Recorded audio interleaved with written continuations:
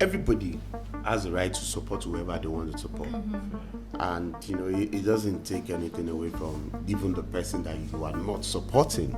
It's a case of, Nigerian, we have this mindset of, if you ask me for a favor and I refuse to do it for you, you would think that maybe something bad will happen to me tomorrow. It's a lie. If we now look at the reason why Seyi Law said he's not going to support Peter Obi, let's look at the reason, and that's why I would like to.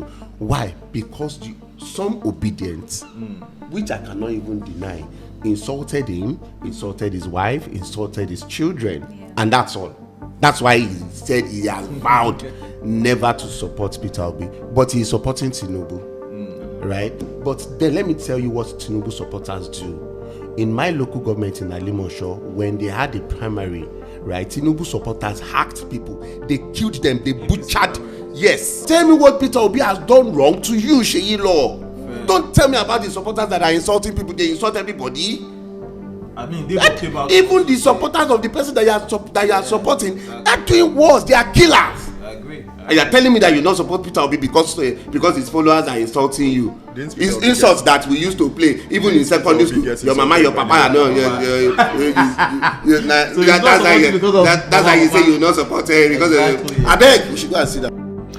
I have always said it that I'm not a party to extreme measures in doing anything. I am not an extremist. I believe that there should be some level of compromise here and there. So the idea of going all out against families, against children, against vulnerable people, because of any idea, any agenda, I don't like it. Whether it is religious or political, there must be a limit. But you see, the reason why these people are crying foul is because they have met their match, and even more. Because, like I've said, that is somebody. Ife Salako was a spokesperson of the Labour Party governorship. Yes, Labour. He's been a spokesperson of the Labour Party. Spoke for Mr. Peter Obi. Spoke for Badebo Rose Vival, and I think he also contested for House of Reps in Lagos State. It's Yoruba, and but he's a strong Obidient, by the way. But that's him. They're publicly stating of how people were butchered and buried and massacred because they had a different political ideology. But a certain Seyi Law without an address thinks that the only problem he has, and guess what? It is very clear Seyi Law has a right to his choice of who he thinks can better govern Nigeria. But his reason was because he said that some Obidients, in quote, bullied his family and went on to also harassing his young baby. And for me, that is extreme, right? But then, if that is the reason you have chosen to not support a candidate, but the person you have not chosen to support has lived a life of lie, and his supporters has been bullies and harassers and intimidators and oppressors, so to speak. It is on record. There are video evidences saying that the supporters of your own candidate came to a polling unit and warned everybody voting that if you are not voting APC, you will have yourself to blame because you may never have a life.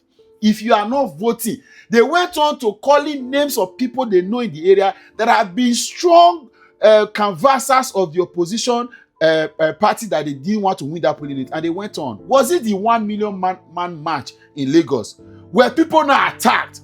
Who else? Which political party, which political structural ideology has been more brutal, more devilish, more demonic, more wicked, more oppressive and intimidating than the Bola Ahmed Tinubu and APC supporters? Yet somebody do not find it a problem to support APC. I told you, we must bully the bully.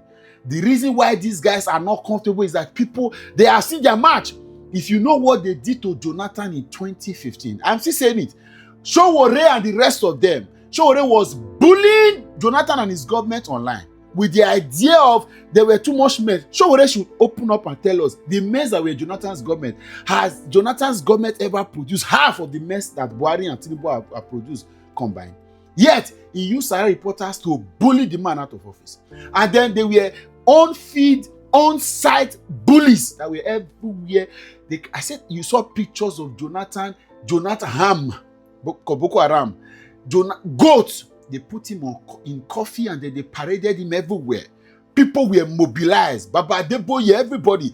A department that never became existence after Buhari and Osinbajo were elected, kick-started in Redeemed Christian Church of God, a political department. All pastors in Lagos, Nigeria, they were mobilized. And this, as I told you, a senior pastor told me, he was a Redeemed at that time. There's no need to begin to hide some of these things. There was a communique from top that everybody should work against Jonathan and support. The pastors that were going around to speak about Jonathan, they were harassed. They were harassed. So many pastors, some of them have kept quiet now. Some of them seem as if they have left national issues, right? Go. When we get here to begin to dig into the profiles of some of these people, they went on to begin to say they were exposing Jonathan's government because they were promised that the government was coming and all of them were going to get in. And when Buhari got to power, all of them, till tomorrow. And that's why you now hear all of them say, Nigeria, they harassed you in church, harassed you in mosque, harassed you in buses. And then if you thought that you have evaded, they will come and harass you in their home. And then they were warnings all around. They use politics, they use insecurity, they use Nigeria resources, they use government tools, they use everything within their disposal. They were having classified information leaked to them from government house, from the security. Wike, as Minister of State for Education, wrote a letter to Kazim Shettima while he was governor of Borno State. It was 2 days to WAEC. Please don't allow Chibok secondary school to have the West African Senior Secondary Certificate Examination, WASC.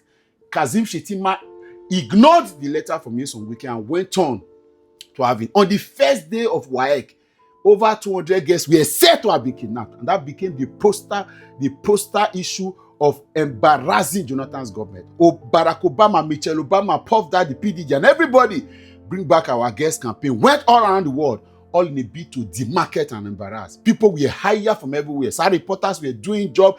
Every hatchet tools came out from everywhere. And then Jonathan was harassed out of office. And now you have got to power. You don't want to allow anybody to talk because you think you are involved. That this Seyi Law without address. We say that Obidients made him. See, pick your candidate. Decide you want to decide. Don't tell us it's Obidients that caused it. Because it is not Obidients that are running the country that will run the country. Even till now, as I talk to you, he cannot possibly show us what Tinubu has done. But he still thinks that Obidients are the problem.